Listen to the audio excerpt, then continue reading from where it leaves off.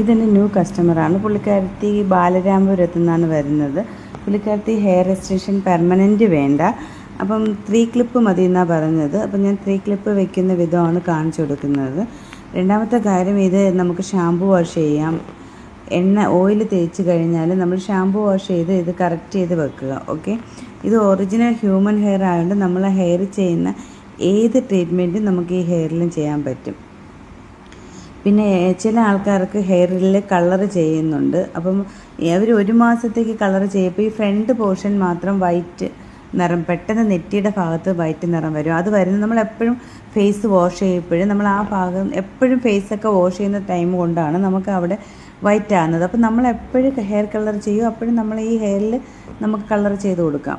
Okay, പിന്നെ രണ്ടാമത് നമുക്ക് ഏത് രീതിയിൽ വേണമെങ്കിലും ഈ ഹെയർ കെട്ടി വെക്കാൻ പറ്റും. ഇങ്ങനെയുള്ള ആൾക്കാർക്ക് ഇത് ഏറ്റവും യൂസ്ഫുള്ളാണ്.